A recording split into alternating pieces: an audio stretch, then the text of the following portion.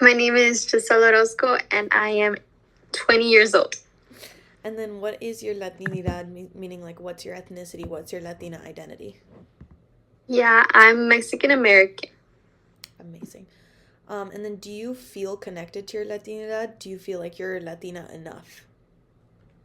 I personally do just because I am first gen and my parents are immigrants from Mexico. So I feel like my first language was Spanish, so I feel way more connected to my culture in that sense. And I grew up in a predominantly Hispanic community.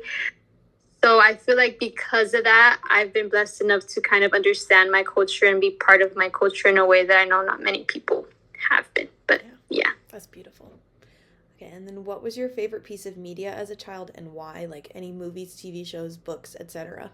Like what stood out to you as a kid? I was really much on Cubo, which is basically like the network when you didn't have like Dish or something like that. So I really, really loved like there was like Curious George or Maya and Miguel or things like that, which were really nice to just watch before school or after school, which I really enjoyed.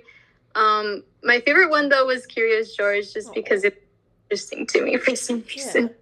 Did you feel seen in the media that you saw, like represented or like related to any of it? Most of the media that I've seen, no. I feel like, for example, it's been very limited. Like Maya and Miguel was one of the very few medias where I did feel seen because it was about siblings who were Hispanic. Mm-hmm. Other than that, every other piece of media that I grew up on hasn't really been inclusive of my identity. Um, but yeah. Yeah. Did you notice any of these feelings when you were a kid, or did you notice them as you got older and like to this stage of your life? Yeah, I think for me, I noticed them as I got older. I feel like as a kid, you just watch whatever's entertaining. But then as you get older, you start to realize more of like the importance of representation and, how important it is to just feel seen in movies and Yeah.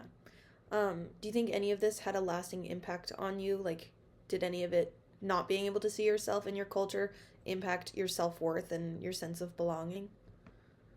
I think for me personally, not necessarily, just because like as I said, I grew up a lot within my culture.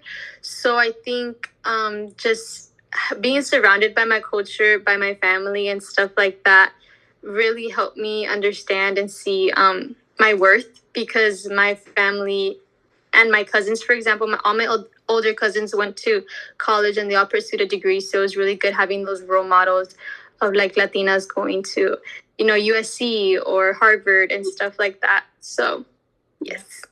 What do you wish your younger self could have seen in her media?